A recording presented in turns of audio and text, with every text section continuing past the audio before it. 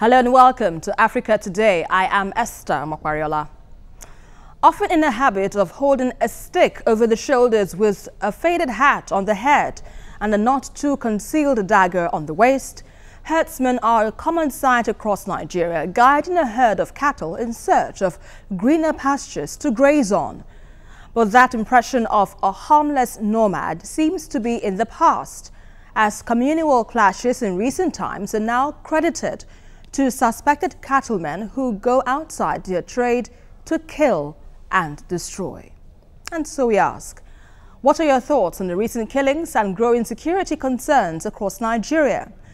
You can join the conversation and share your thoughts with us on Twitter at TVC News NG. We take a report now, and Africa Today will be right back. Welcome on board.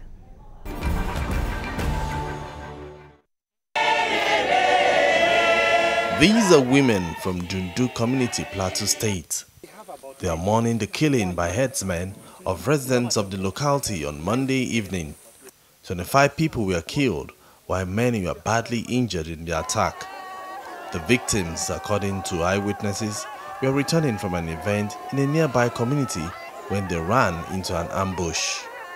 Yesterday, the people of this village, they were having some occasion somewhere. When people were about to come back to their houses, they saw fire on those houses you are seeing. They come without knowing that the Fulani people came and lay ambush on the road from here down near to the place where the occasion is taking place. The unfortunate incident occurred at the time when a community located a few kilometers from Dundu was preparing to bury their loved ones, 5 of them killed by the same suspected herdsmen on the day President Buhari visited Plateau State. And shortly after the 29 victims were laid to rest, some residents of the Irigwe community expressed their dissatisfaction with the recent comment made by some Plateau stakeholders during President Buhari's state visit to Plateau State.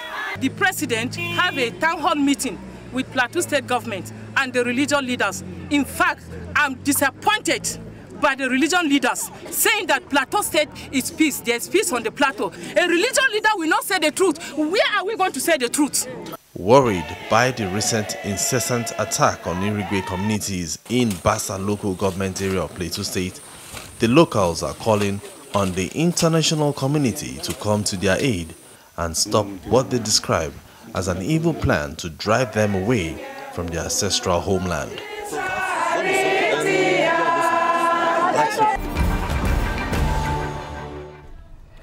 It is now one attack too many, especially in the northern part of Nigeria, where states like Yobe, Benue, Taraba and Adamawa have been on the spotlight, prompting a visit from President Muhammadu Buhari.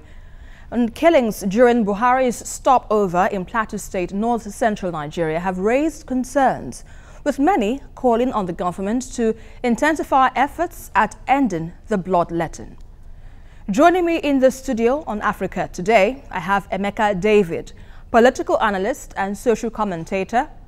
And on phone, I have Victor Ohai, media consultant and public affairs analyst. Good to have you gentlemen on the program. Good evening, Mr. Right, let me begin with you now, Emeka. This news of the killings in the north central, looking at what happened in Plateau, even though we had the president's visit there not too recent, and now we're having the people not having to live in peace with one another. What are your thoughts on how things have degenerated, even after the president's visit, where we had some people killed, allegedly by herdsmen? Well, quite frankly, it is worrisome. Number one, we are suffering from a situation where we had total silence, you know, and bloodletting continued across the north central, Taraba, Benue, Plateau State, and nothing was being said by the president and the presidency. Actions were not taken, and when they began to say things, it rather infuriated people, like what the Minister of Defense said about grazing routes and all that. That was terrible, terrible, very condemnable. But then people thought that when the president had decided to begin to visit, that he could assuage, you know, the sensibilities of people, try to console them and all that. But then, right in his presence, while he was still in Plateau State, more people died by the same suspected herdsmen. So what would you say is responsible for this continued killings? It is clearly the lack of the will of the presidency to deal with the matter. Because why do I say so? The Biafrans, the Biafra, pro-Biafra group that was proscribed and branded a terrorist group, they never killed anybody, per se, until there was a trouble, right? Nothing happened. There was no record of killings with all the actions, mass actions and everything. There was no record of one killing. But these people have been killing people in their hundreds, in their thousands, and branded as the first most dangerous terrorist group by a foreign body. So we had thought that by now, there would have been proscription of that group, and the government will come out and call them clearly a terrorist group, because that's what they become. Because Nigerians are dying in droves in the hands of these suspected people. So number two, okay, all right. Number two, there has been no record of any arrest.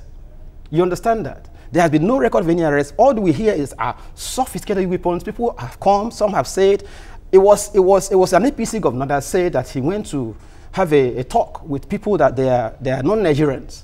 And if there is a foreign aggression, foreigners come to Nigeria to kill Nigerians in their masses, in their homes, somebody will think that the military should come in. It's foreign invasion. So they are saying now is a West Africa, IS, or whatever, you know, what do they call it? Islamic State of West Africa. Okay. All right? So if it is, it's a serious matter. It's terrorism. So we should come out and actually fight that. So the lack of will on the side of the president to act is actually, okay, look at recently in Kogi State. And look at all these things that is happening. If you look at what we watched in Plateau State, you can see that predominantly these are on the side of a religious group. You understand that? That's their ancestral land. You can trace the history of what's going on in that place. That people want to gain a foothold on people's traditional home ground. So where, if you take over their ground, their land, where do they go? Okay, let's quickly bring in the Victor Ohai on his thoughts on this. Victor, from what Emeka's David just said, he doesn't sound too pleased on the action taken so far by the government led by Muhammadu Buhari. But what are your thoughts on the government's handling so far on the issue, even though it promises, well, better security for the people? Well, obviously, there is a difference between efficiency and effectiveness. What we see so far is so much activity and very little motion, which is sad, really. I cannot employ a staff, for instance, as a salesperson. He comes back every day telling me how hard he worked and is unable to meet his target. That is a situation that we find ourselves in this campaign today. It's essential that the president, I mean, I wonder what